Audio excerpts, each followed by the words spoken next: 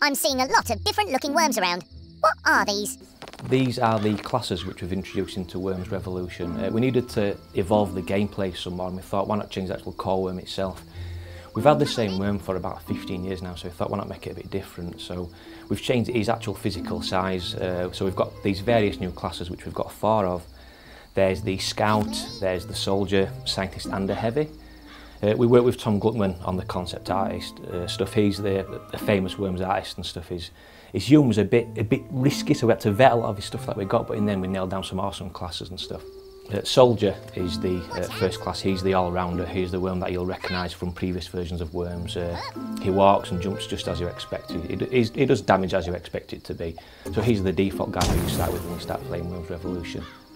Then you've got the Scout worm. He's the little cute fella. He's the Scout worm. He's the sort of worm that you trust to look after your cat for a fortnight while you went on holiday to Ossett. He's very nimble. He's a Scout and he can also jump a very long way as well. Downside of the nimbleness is that he can take a real kicking by other worms. If the Heavy hits him with the baseball bat, he'll go flying, so a bit of a downside of the Scout. But a cool thing with his size is that because he's so small, when he digs a blowtorch tunnel, they're very, very tiny. So the other worms, Heavy, Soldier, Scientist, they can't get down there, so very cool to hide the Scout away down there. There's the Scientist worm. He's the brains behind the brawn. You'll recognise the Scientist because he's got a huge big head. That head's full of brains, so here it's not some cranial dysfunction going on in there. And he's the support class for the team. At the start of the turn with the Scientist, each worm on that team gets 5 health, which is a real bonus, and he also does things like the sentry gun, electromagnets, which he creates, are far more powerful as well. So a very good support class to the rest of the team. But the downside is he's not a frontline fighter. With the Scientist, we find get him dug away somewhere, out of harm's way, and he'll support from the back of the Scientist. Lastly, we've got the Heavy worm. He's the giant looking, mean looking worm from the artwork which is out there. We actually got some local nightclub bouncing to some motion capture, so we think it's a realistic gripper that we've got there. With the Heavy worm, he's very slow. He doesn't go up slopes very well, he can't jump very far. Even with the jetpack, he doesn't move very well, but the flip side of that is he's really, really powerful. He can take a punch and he can give a punch back, so he's the sort of class who people like to fight toe-to-toe in Worms are going to love the Heavy class. And something which we've got for Worms Revolution is actual physical damage on the worms themselves. Usually worms can go 12 rounds and they don't bat an eyelid, but now in Worms Revolution they've now got black eyes, they can have missing teeth, they can have bandages. It's funny, but at the same time it's a bit tragic, so you kind of realise what these worms are going through and stuff, so it does shed a tear to your eye while being funny at the same time.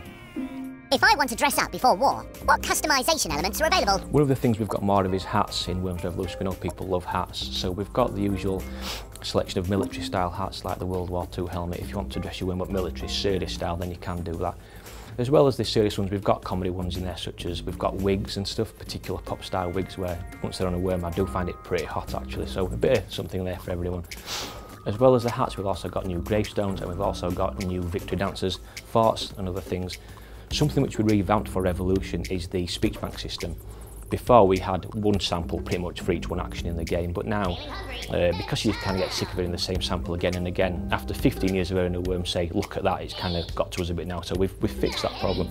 And now you've got the bucket system in place where there's multiple samples for each one action in the game, so you never get bored of the worm saying the same thing over and over again, and we're very proud of the bucket system as well.